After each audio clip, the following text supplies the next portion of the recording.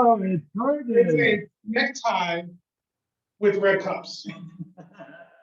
Red cup tie. And nope, you're good. And what red cup tie? You have to have something to go with a red cup tie. And those are red cup socks. However, given that Sergeant at Arms David is so adept at frankly taking our money for a good cause, but still taking our money. These red cup socks can also fit over your head as a ski mask. Rob us in our money. Okay, thank you. Thank you.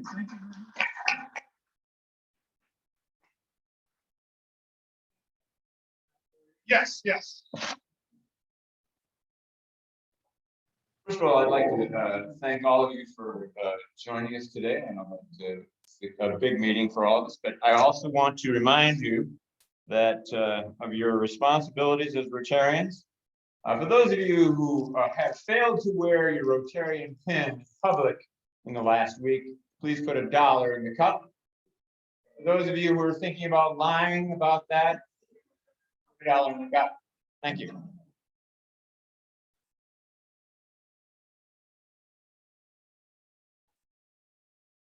So, David, a funny story about that. I was in a meeting Wednesday with the legislator, and this person happens to have gone through, they're in long-term recovery from substance use, and was saying about how they help others who are going through that same journey.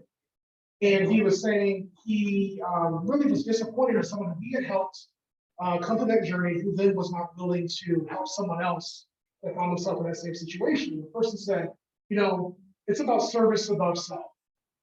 And at that point, I noticed as I was wearing my Consumers Energy lapel pin, on my Rotary lapel pin, and I said, you know, yes, I said, I'm a Rotarian. I said, I'm not wearing my pin because Consumers Energy pays my Rotarian dues. So therefore, but so I put $1 in the cup for doing just that this week. Is Fred here to do our 50-50?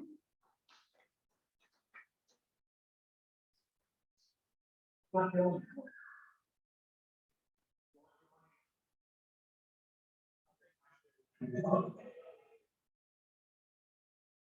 if I could have, I'm looking at the front table and I see Rob Bennett, a politician, and Brandon Morgan. Brandon, come on up. Maybe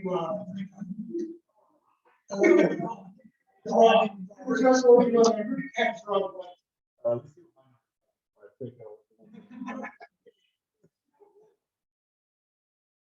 we just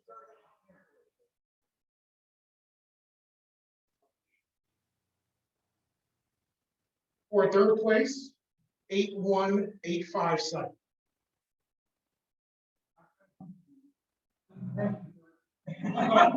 Elizabeth, did you check that number? Because I'm not sure that. Yeah. Okay. All right. All right. Here. 917. All right.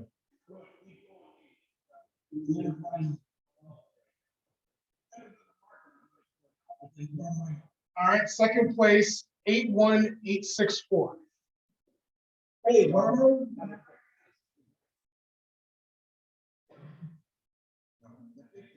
The big prize, 81829. Come back, Terry Morgan.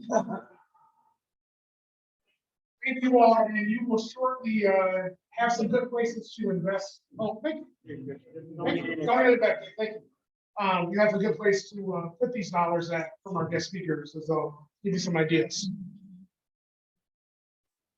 Guests to be welcomed. I believe we do have, I know one guest in the room, but I'm going to enforce it now. I think there's a guest on Zoom. Elizabeth, is that correct?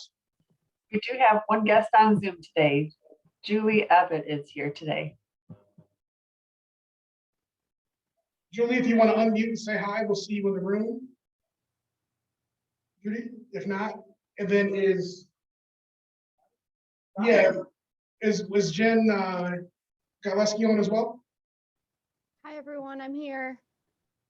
Hi. Thank you, Judy. Thank you, Jen. And then in the room, Rob, do you want to introduce?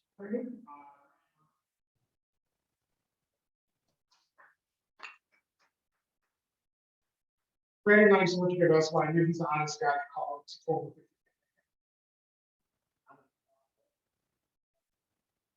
Yeah. And so now we are pleased to kick off our, is it 28th? Is it 28th annual? Our 28th annual Kearsley Street Week, and I have to share, we were talking about it beforehand, there's a little bit of history to give you on this. 29th Kearsley Street Week. First is that the club used to meet on Kearsley Street at a building that was called the Service. So that's one thing. The second thing is that there was a television show on PBS called Wall Street Week. It came on at, I think, 8:30 on PBS Friday evenings. Yep. And right after the McLaughlin Group or something, you know, it was that kind of news and finance special. So our club has made that our own and kept it going even after we no longer meet on Kearsley Street. And Wall Street Week hasn't been a show for at least 10 years, I think. So we keep that going. So thought that a little bit of club knowledge is good for those who may not have been around this first guy. So I'm going to call up Nick, who is going to introduce our speakers and panelists. And we will have time for Q&A after the end as well.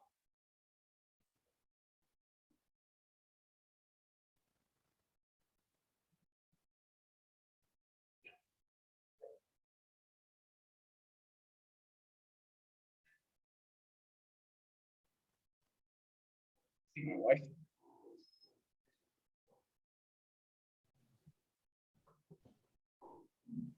The first Rotary Club of Flint Kearsley Street Week, it was held back in January 25th, 1994, with past President George Carpenter as host. In 1994, a few things that happened. It's terror attack.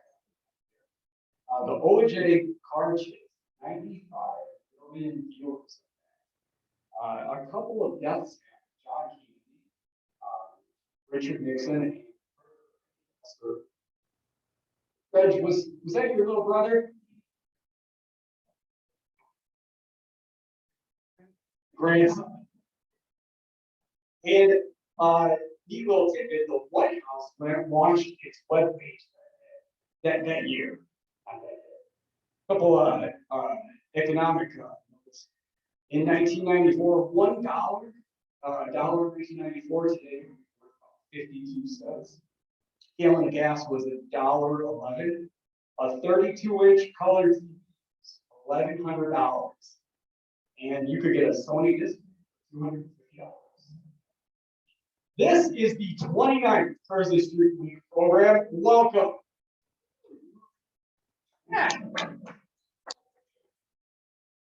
Let's start with a little history of Kearsley Street Week. 1994 was the first one. Bill Clinton was president. The dollar was 3,800. Kearsley Street Week number 8, George W. Bush became president, and the Dow was all the way up to 10,800. And when Obama took over in 2009, that was our 16th week, and the Dow was at 8,000. And when Trump took over in 2017, that was our 24th, the Dow was all the way up to 19,800, and Biden last year took over at 31,000. The Dow closed out 2021 at 36,000, which is up 18%.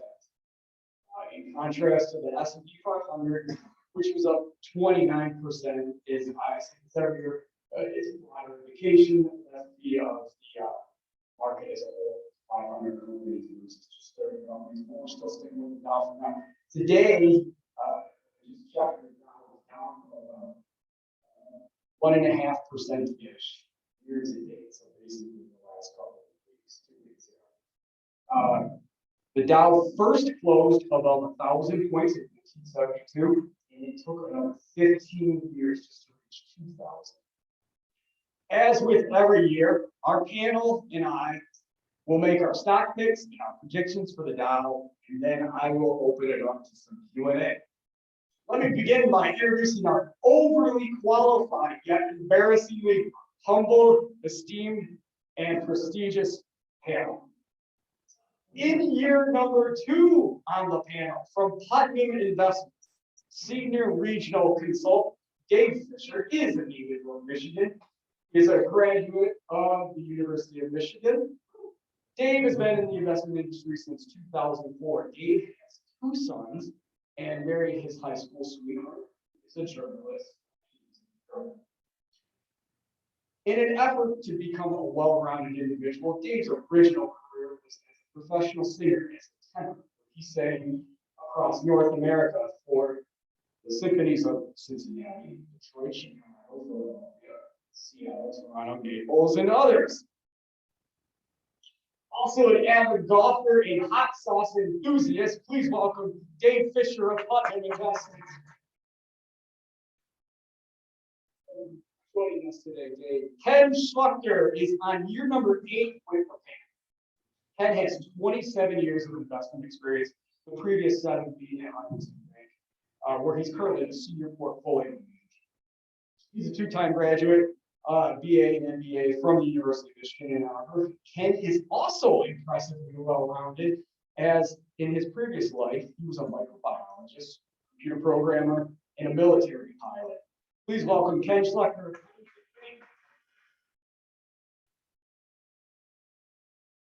Needing no introduction, having recently received an MD from Dart Training School, and now contemplating a fellowship, I understand. Dart man Dave Smith is the sales manager at Scaff Carpet and Furniture. Dart man was the past president of this Rotary Club in 1997 and 1998. Dart man makes dressing up look easy. Please welcome Dart man David Smith. What they say in the business, behind every good Kearsley Street Week host is a better statistician. I've had a statistician from the University of Michigan. It didn't work out. I've had a statistician from Saginaw Valley State, and that didn't work out. Rotarians and guests, my assumption is that it is no surprise that I had to dig deep into the archives of the country's original land grant college. As a graduate of Michigan State University, but more recently, a past president of the Rotary Club of Flint, please welcome our new and extremely reliable statistician of Bennett Communications, Mr. Rob Bennett.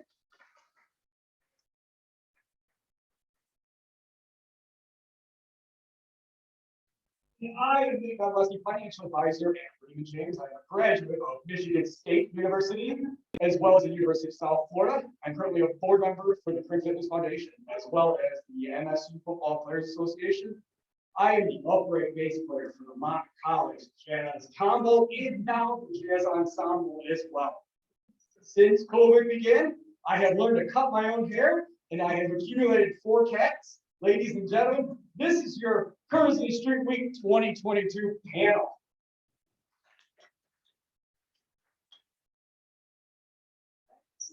You all joined me at my house for Kearsley Street. The first vaccine distributions had begun. There was some Zoom fatigue, which I'm sure some of you have right now still. But there was confidence that there was a timeline to the sending. We were wrong. It was basically a yo-yo of confusing information with opening, closings going back and forth. So let me begin by recounting 8 economic trends from 2021. Number 1, the global economy. None of the major global economies remain in a recession in 2021. Global GDP rose at the fastest annual pace in over 10 years. Number 2, the U.S. economic recovery.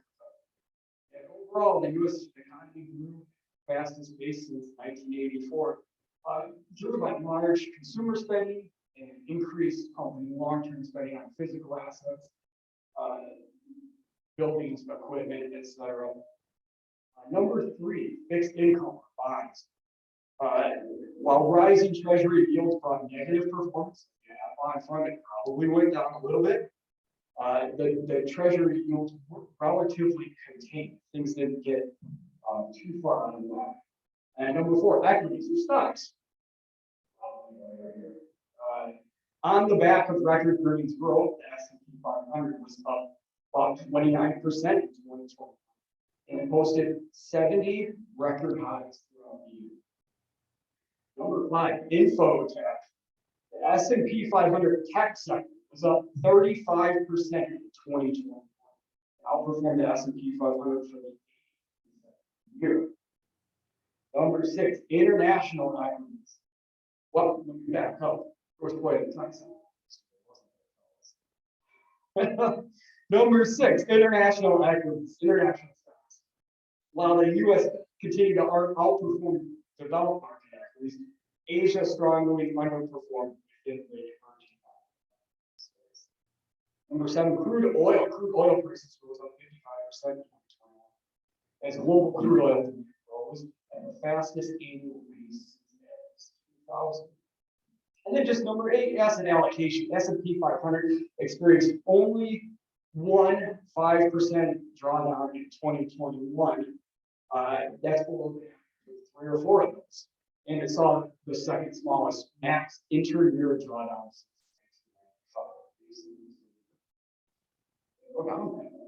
As for all of you, well, we lost the statistician this year. And when that happened, we lost some stats. Help us out here. Back before COVID, Frank Wilson was our last week. He's still hanging on to that trophy. And last I spoke to him, he was going to show up and break it. I didn't see him. Yeah. But so for this year, all we have is the panel's picks. So you see a lot of blanks in there. I must apologize, but we have reliability on the way, thanks to Mr. Rob Beck.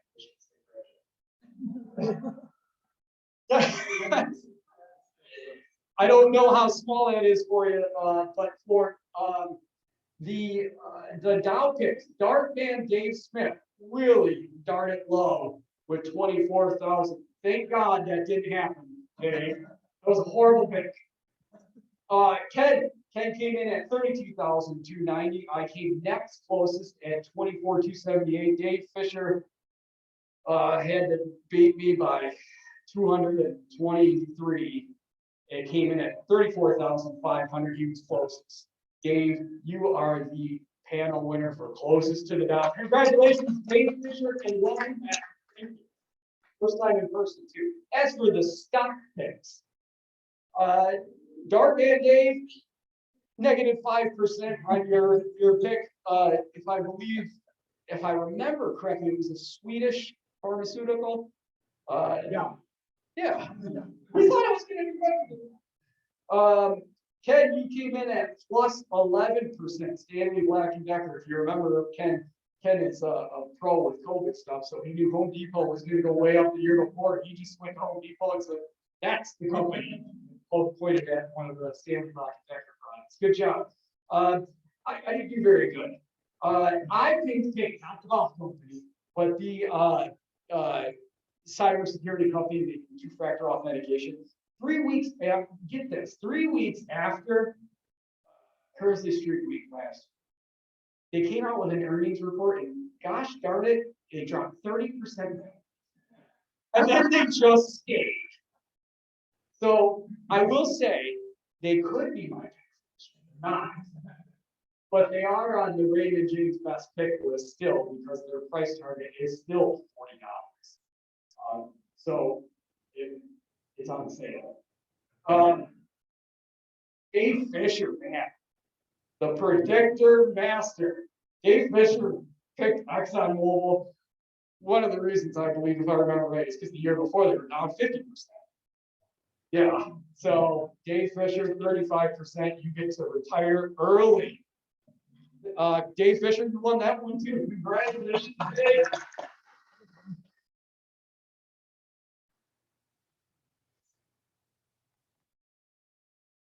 All right, so that was 2021. You already know. You're joining us here today because you want to know what the heck's going to happen in 2022. So let's begin with our first panelist. Ladies and gentlemen, Ken from Huntington Bank. First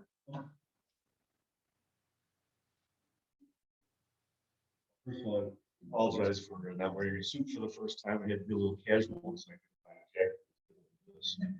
And then I was going to tell you that I'm an amateur MMA fighter, and I got a particularly tough match, but I saw the thing about time. So instead, I'm just going to give some sound advice. Christmas lights, you put a ladder up against the peak of your garage. Check the driveway, make sure there's a bunch of sand. My arm was dislocated. It was a fun drive to do. Anyway, on to wire subjects. Looking at 2022, obviously the two biggest concern people have was interest rates and inflation. And of course, we saw inflation pick up towards the end. And there's so much money out there, we know about the supply constraints that are in the system. We're looking at this year probably about 4.5%. Huntington Bank, the economists are saying next year, we'll see it's lingering for a while. We're looking for probably about 3.5% for the whole year. And in the second half, coming down about 3% month or normalized rate. That's been trying to get inflation up to 2% to be more normalized economy for quite some time. So we can plan on this solution. That interest rates, we predicted last year that the 10-year treasury, the 2% mark, would stay there. But we're all surprised with the for a while. It's about 1.7 now. We're looking forward to get probably to 2% early this year, certainly by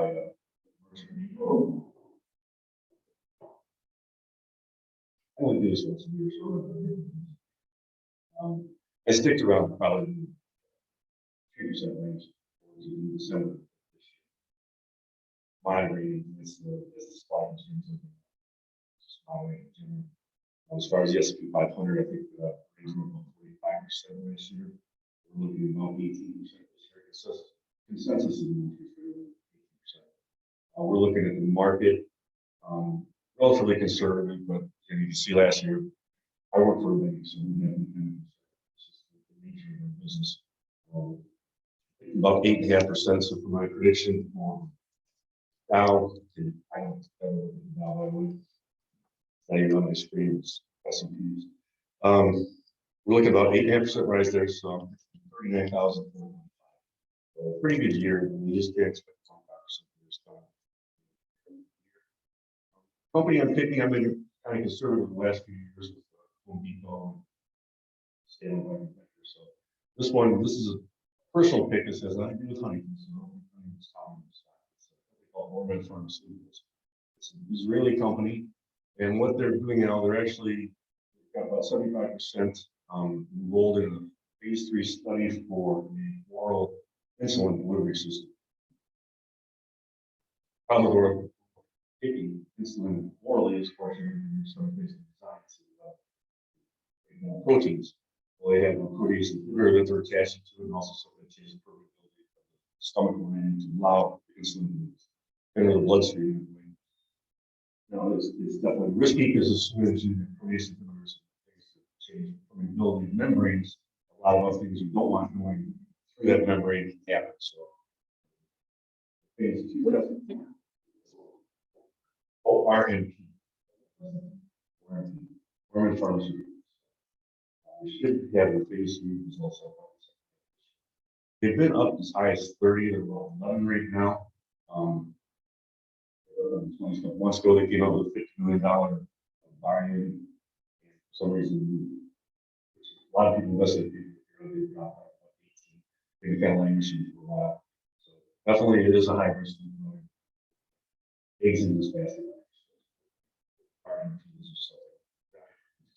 Well, and also that same delivery system are looking to package COVID vaccines in it, so you can take a COVID vaccine. They actually just signed down for 10 million doses. I assume that's if it's approved. So, yes. Yeah, It's on sale. We're on It's on sale.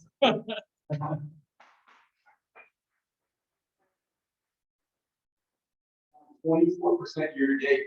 That's good because we started at today's price. So you're in good shape. Next up from Putnam Investments, Dave Fisher. Good evening, everybody. Nick, you have a really sneaky, quiet ability to rattle around. Excellent. It's great to see you all again. Thank you for having me back. And what a refreshing change to be three-dimensional rather than two. And thank you for the work you do here. So, first of all, with regards to last year's picks, totally better to be lucky than good. There's a perfect example of that. Let's talk about 2022. We're going to keep it super simple. There's four things that drive financial markets. The economy, it's corporate earnings, it's Europe and the emerging markets, and it's emotions. Those are four E's. Let's talk about them very quickly to set up what's changed. Last year, we were coming into an economy that was racing, roaring out of recession imposed by the COVID pandemic lockdowns, right? And if you recall, what we're talking about is when that happens, when the US economy comes out of a deep recession, not most of the time, not some of the time, but every single time, cyclical companies and sectors do well. They benefit when there's big economic tailwinds. Well, what happened, and I think Nick mentioned it, last year's economic growth rate in the United States was the best since 1982. 40 years since we've seen the kind of economic engine running at the pace we saw in 2020. So we're going to go in 2021. 22, we're going to move from the best economy in 40 years to the best economy we've seen in 2004. And we expect growth to move from 6.5%, I'm going to call it 3.75%. You add to that the interest rate inflation data, Ken reference, we don't have to rehash that, but the Fed's behind the eight ball. Inflation's way ahead of what they even 3 or 4 months ago were signaling in the market. That provides a new element of surprise potentially in how they change their policies. They're in a period called tapering, which means they're slowing the rate which they, the Fed Reserve, buys bonds in the market.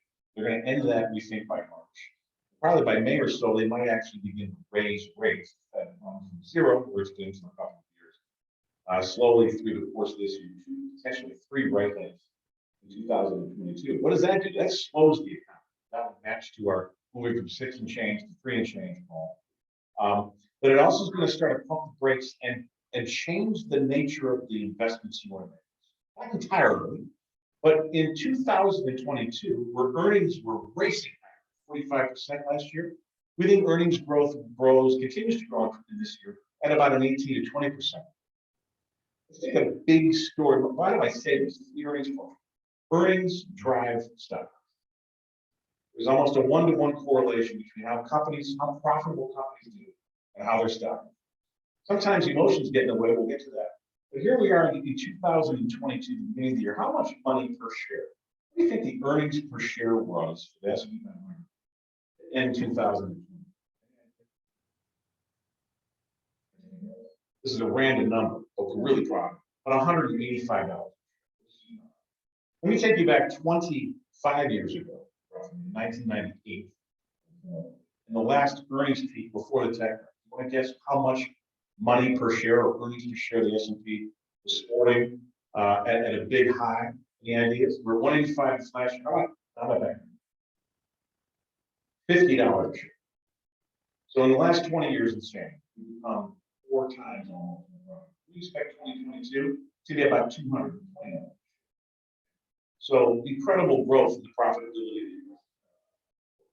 But where last year we were talking about cyclical companies, energy companies being the real leader, ExxonMobil sort of did these 4 segments did quite well because of the huge opening. We think we moved from both, we're in a cyclical recovery, but we're mid-cycle. Not early, we're mid. So it's now the time when quality companies, quality earnings begin to take a lead. Okay, I'll get to that in my stock.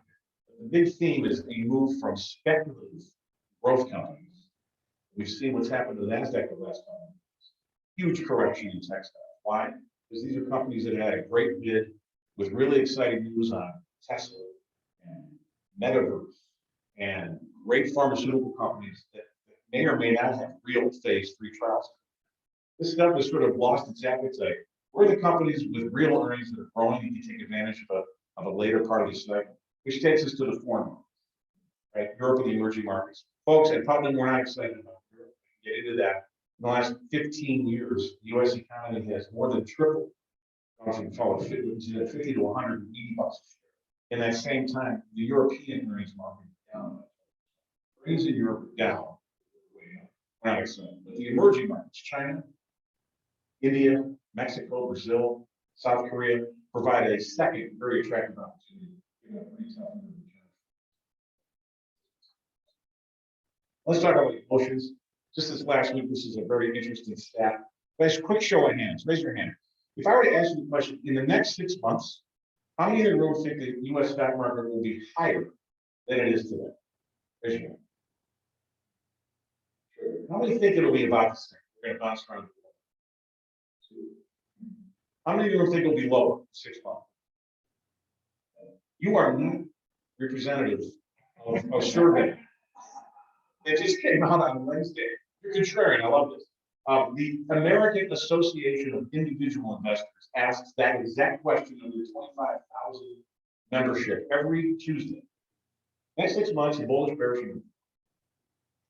And why I bring this up is because this is the longest standing, biggest data set on emotions that we have in the record. And it's simple. It's basically, any of you might be members of this, but it's human beings with a little bit of money in investment to invest in the US stock market.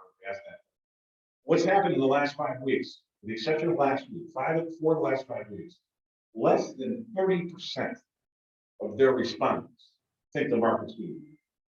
Put differently, 70+% of their respondents are bearish or somewhat neutral on their outlook for the next 6 months. Why is that relevant? Because individual investors always tend to buy high and sell low. So this is a great contrarian index. When you breach the 30% bullish mark, when there are fewer than 30% saying, hey, I'm pretty confident, guess what happens? 89% of the time, in the next 12 months, the stock market's up by an average of 60%. So if there's any good news in it, they're bearish. And just this week, they were 25%. Okay? Without getting too technical, the individual investors would tell us you should be investing. However, here's the big key point. It gets a lot harder from here, given that earnings in the US have doubled from the lows of the pandemic recession. And we just did 27% for our stock market. That's not going to happen.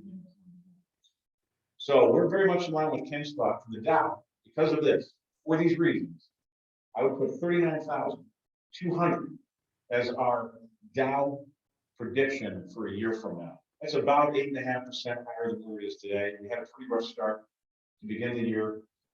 Nothing crazy, but that brings us in line from a valuation perspective that we think is somewhat conservative, but meaningfully reflective of years that happen after the past.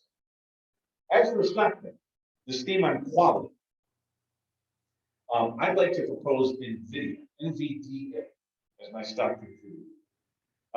Couple things. Their free cash flow between 21 and 22 this year is expected to double. Their net profit margin is expected to more than double. They sit on $20 billion of cash, and their net earnings will more than double in 2022. You're thinking, well, we're just talking about doubling, but here's a super high quality cash-rich company that is a category killer for computer chips, primarily graphic processing GPUs. The reason I know about this is my kid built a computer last year, and he paid like $750. NVIDIA GPU. They happen to also be highly productive and big suppliers to the metaverse. Don't ask me, I don't know. They're a huge player in Chinese automotive technology, primarily self-driving cars in China. I think they're a huge supplier of Tesla's technology, and they're a massive producer and player in this chip shortage. I think that begins to ease. NVIDIA with a strong, high-quality balance sheet and earnings protection. Looks like my stock. Great to see you all. May the markets be with you. Thank you for having me.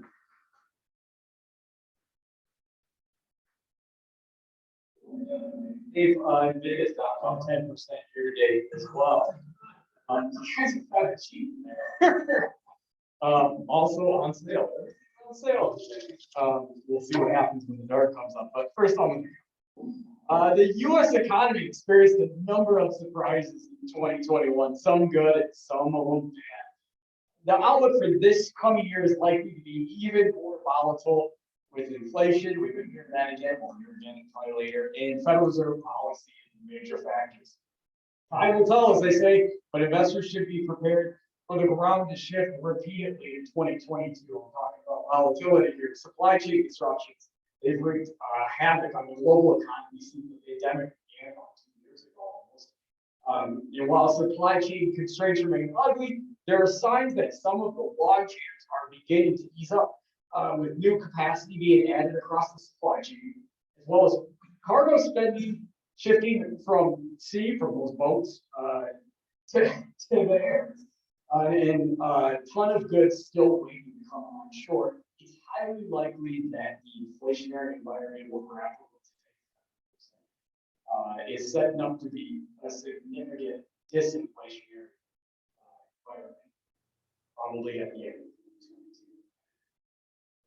2022. So as we move into 2022, I'm optimistic with the active markets, but I believe the pace of the market rise should steady and settle. It's really nice when we agree on things. So that's nice. Normal periods of volatility likely will return as the Federal Reserve policy normalizes, along with the rate of economic and earnings growth. I see the positives outweighing the negatives. Balanced approach to the portfolio position, using pullbacks and rotation in favorite companies and sectors as an opportunity. It would be a smart money investment. So what does this mean? Every year in December, we as Rotarians have an economic forum. These guys are great. They're really smart. They really know how to present very specific economic data. One other thing is that finding reasons to let you know that the future year is going to be bad. Really negative. The only time I can remember that they had a positive outlook on the upcoming year was right before 2020.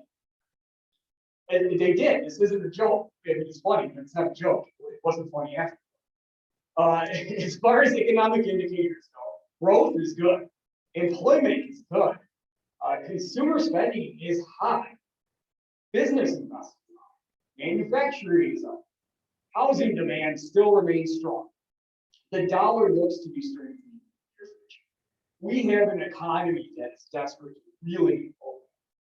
Although there's going to be speed bumps that we have to navigate on the way. So what will it now look like this time next year? Okay, so here's an interesting market stat. Expectations for the S&P 500 market is commonly between 0 and 10%. You say, hey, Dave Fisher, what do you think it's going to be next year? Oh, I think it's going to be up about 8%.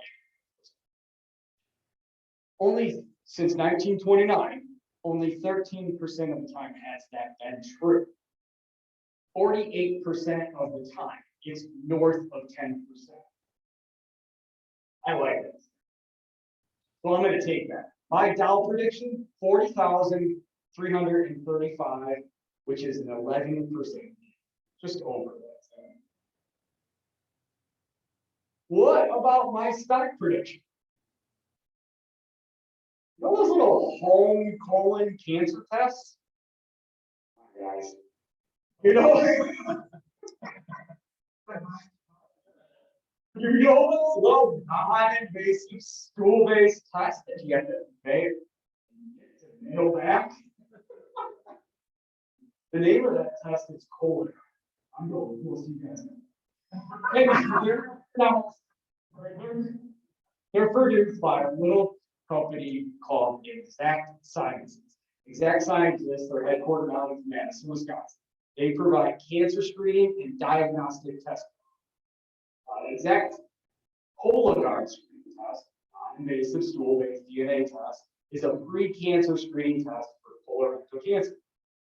The company also competes in the precision oncology market with Oncotype DX, a genetic-based treatment selection test for breast, prostate, and colon cancers. With the acquisition of base genomics,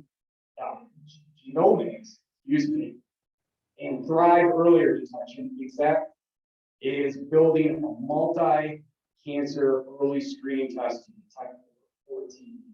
This test would be one of the earliest measures in multi-cancer liquid biopsy cancer screening. Excuse me, that's obviously not the place I'm playing. I just stumbled through all my words. You get it? Last year, they were down 41%. So they're on sale. Right now, they're trading around $75. And I feel it is in a position to explode, no pun intended, into 2022. Mikey, thanks for laughing at that. So the exact science ticker is EXAS. Eric X-ray.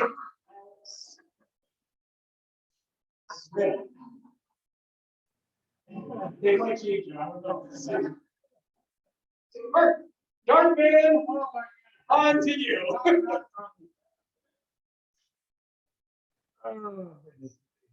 Thank you, Nick.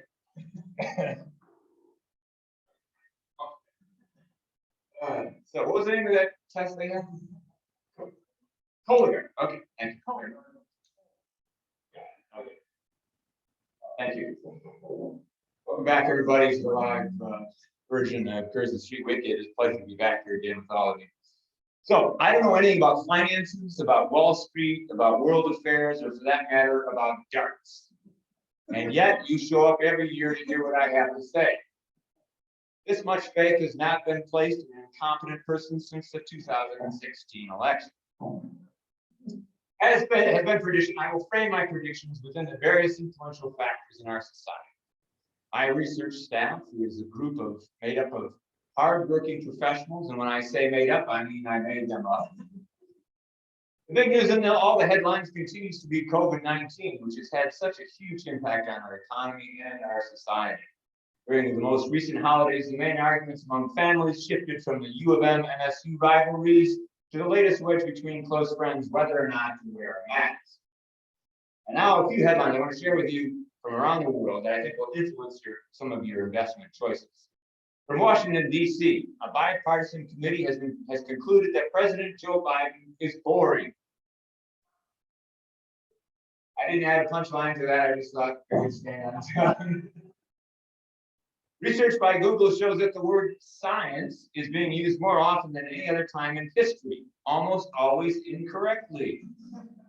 The only word used more often with the same inaccuracy is the word literally. Anthony Fauci, chief medical advisor to President Joe Biden, has come under fire for calling a Republican senator a moron.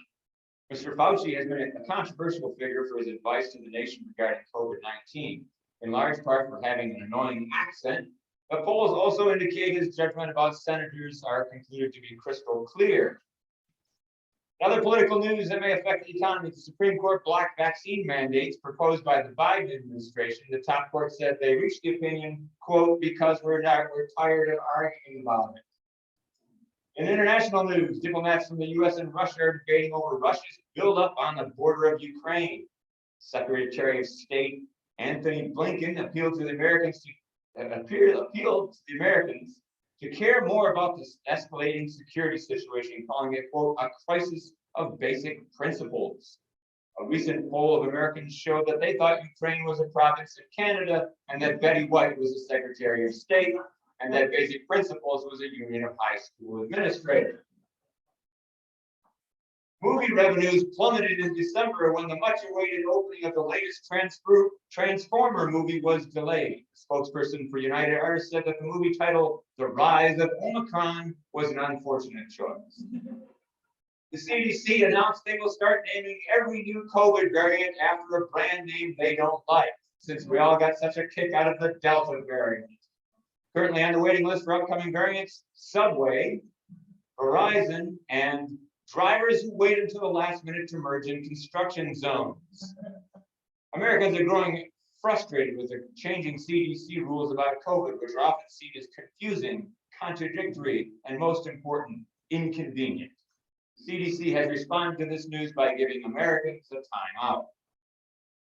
Elon Musk, head of Tesla, recently bought the Milky Way galaxy for an undisclosed amount.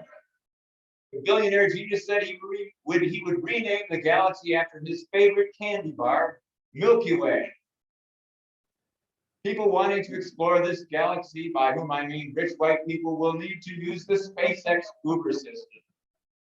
Elon Musk also runs another super business that drills holes, which was originally called Boring, until that was determined that name was copyrighted by President Joe Biden. In a related story, Jeff Bezos, head of Amazon, invested $12 bazillion to create vehicles that fly into space, which led to various wealthy people making the exciting journey to planet Earth. Bezos reportedly has designed his spaceships to more efficiently deliver cardboard homes to other planets. Cardboard to them, excuse me. There have been, that probably would have been fine. If I had said the whole sentence. Maybe not. There have been labor bottlenecks in nearly every industry, including the birthing assistance field, where there are not enough doulas to meet demand. Spokesperson for the doulas said it's a real midwife crisis. In sports, the Milwaukee Bucks defeated the Golden State Warriors. She had doula as a midwife. That was the best of got. Okay. As some of you on this side of the room get that one.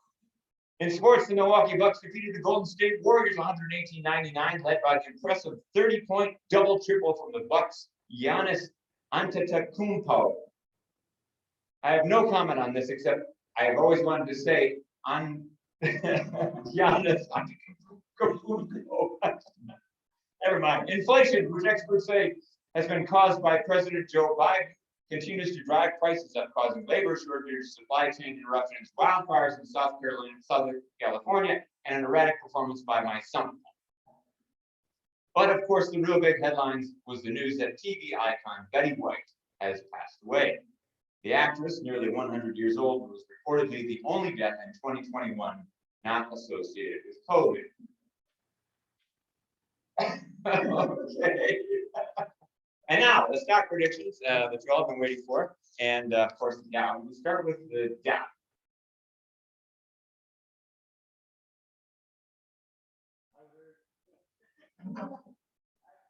Here. And the Dow. You overshot it. I'm going to call that $38.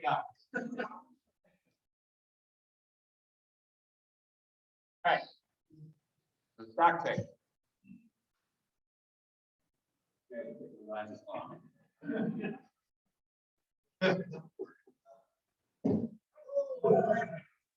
In the Z.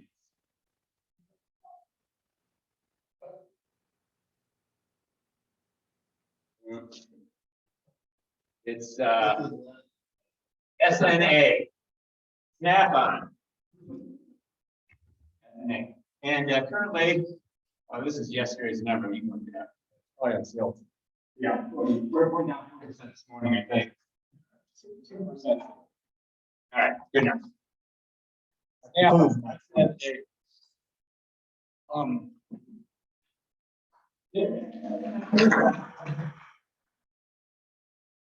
there is not much more.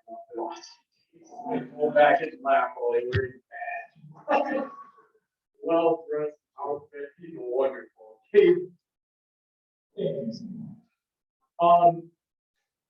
I know we're getting a little bit late on time here. One thing I need to mention is there's a blue piece of paper on your table. Make your stock pick, write your name down, and we'll pick it up. And then if you're on the Zooms, Elizabeth Jordan is doing a Survey Monkey, right? Are we all set with that? Here's Survey Monkey. Yep, we're set with the Survey Monkey. The link's been shared. What's that? Yep, we're good with the Survey Monkey. Links up in the chat. Awesome. So make picks. This is your time to do that. Okay, so we don't have a whole lot of time left. Kyle, I'm gonna let you be my moderator for time. Let's start with some Q&A. I was going to open with a ceremonial first question. For reason, there's a very fancy young man back Go ahead, Jerry. I just wanted to know, what is the, Dow at, December 31st? It was the 31st was 36, what? 36. 36,338 is what it was on December 31st. Thank you. This last day.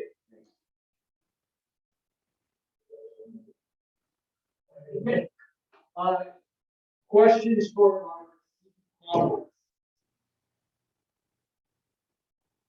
well, we'll start with, I'll start with the ceremony. Gentlemen,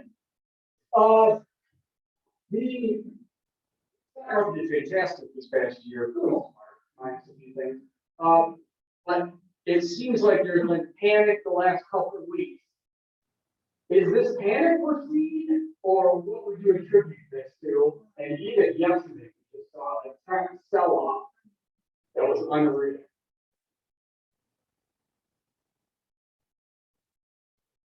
Obviously, well. So it's beginning of the year, it's natural.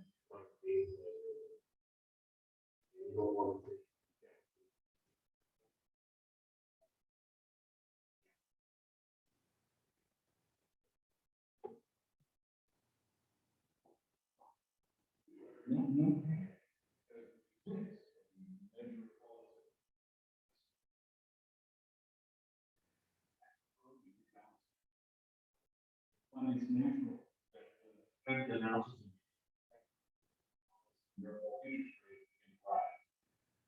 High valuations, and natural based technology.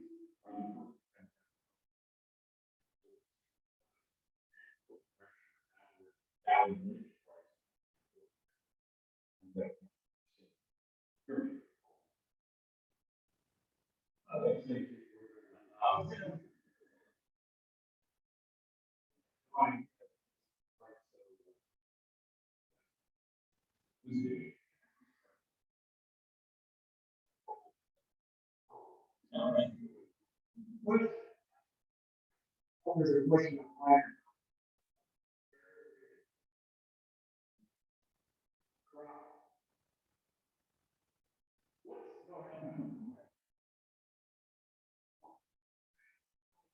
The question that was the.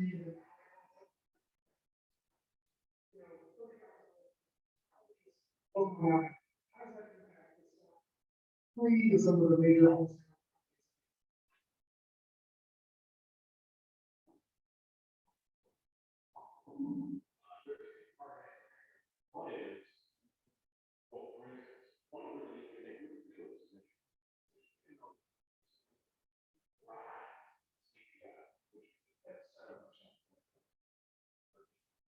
Half of that has been brought up the calculation.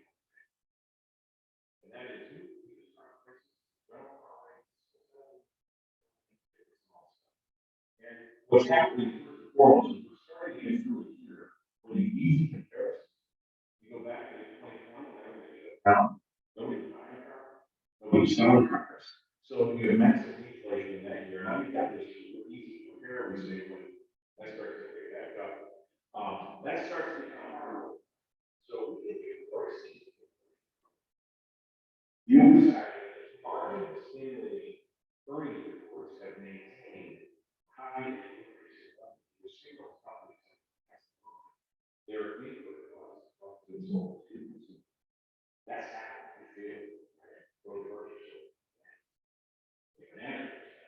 But long story short, you keep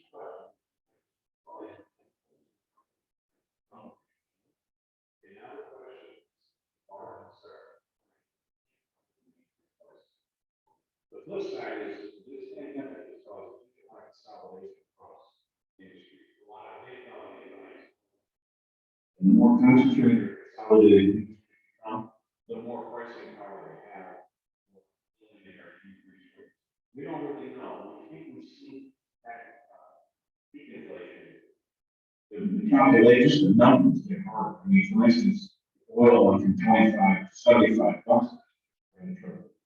So in order to have oil and energy at the same contribution of 2022, we have that oil go from 80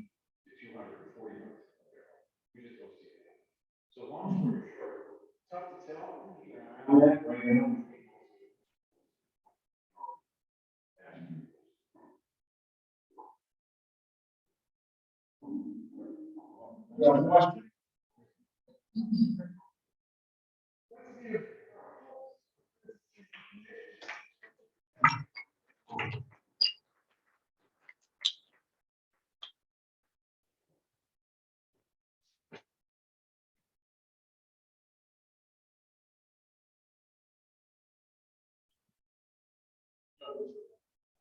Yeah, no, it's the next thing in my thing, though.